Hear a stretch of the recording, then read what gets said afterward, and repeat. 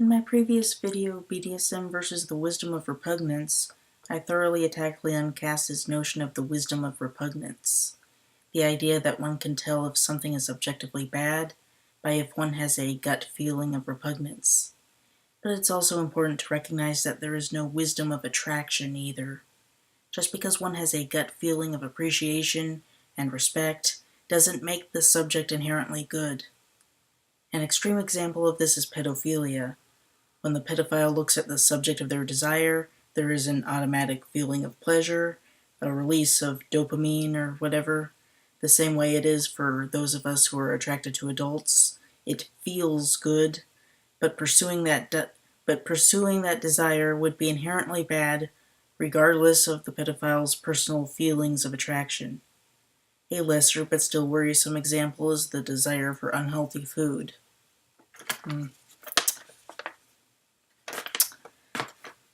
Our bodies are programmed to seek out high-calorie food because that would keep us healthy in a state of nature, where we would never know when our next dinner would be, or when we'd have to run away from the tiger. But it is inappropriate in the modern world, where we have access to a bounty of food and sit in desk chairs all day. Regardless of our circumstances and knowledge of its unhealthiness, we feel pleasure when we eat dessert, or smell it, or see a picture of it, or a picture of a restaurant we know to have it. It is very hard to break away from this idea of the wisdom of attraction. When something feels good on a very basic chemical level, it's hard to view it intellectually and to decide to treat it as something not good. I think a lot of religious belief and belief in the supernatural is rooted in this concept. It makes people feel good to imagine that there are UFOs and dragons flying in our skies. And then they embrace it and act like that's how the world actually works. I speak as a former believer myself. I think it's telling that in the X-Files, Mulder's poster reads, "I want to believe," instead of "I need to know," which is what Mulder's desire is supposed to be. I also think that the idea of the wisdom of attraction is responsible for some feminist conflicts, like controversy about humor or subjects of sexual attraction.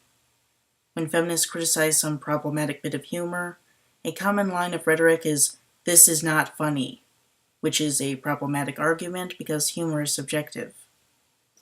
The anti-feminists counter by saying, "Yes, it is. I know because I laughed, and my friends laughed." The usual response to this is the feminists expressing disgust because they personally did not laugh and feel that anyone who did laugh is a horrible person. Both sides make the mistake of presuming that their personal attraction, or lack thereof, means anything. It doesn't matter if you find it funny or not. The point is about whether or not the form of humor should be socially acceptable.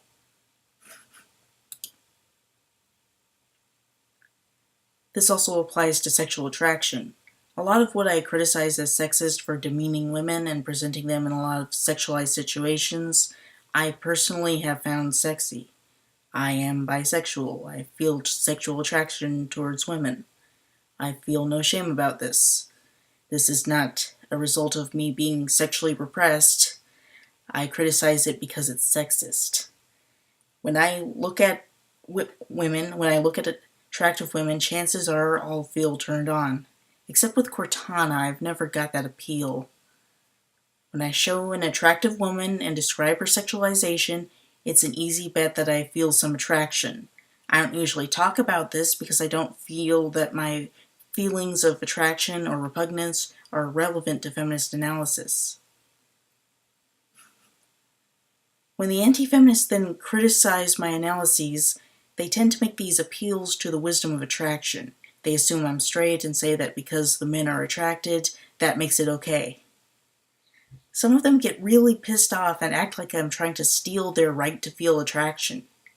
Some of them will try to troll me by describing why they think that the subject is hot, as if I wouldn't be able to empathize myself. I know why the woman's hot, okay?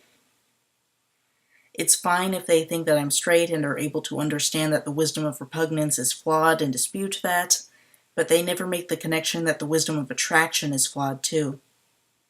Whether they're attracted or feel repugnance, or if I'm attracted or feel repugnance, is irrelevant. That said, it's also important for feminists to realize that their attraction or repugnance doesn't indicate some objective moral value. I think Anita Sarkeesian makes the wisdom of repugnance mistake in her Dollhouse, Glee, and Christmas songs videos, where she tries to use her personal feelings of distaste to condemn her subjects. With her Glee video specifically, she seems to indicate that those who feel sexual attraction to the subject have something wrong with them, and that those who feel nothing are superior feminists. On the other hand, Anita does understand that her attraction to various items of media is irrelevant when conducting analysis, and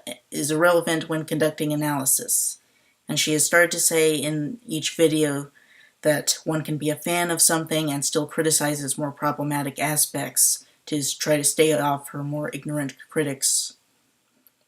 In a couple of my Dollhouse videos, I point out parts that feminists have condemned out of the wisdom of repugnance and said that they were bad because the subjective humans found them disturbing.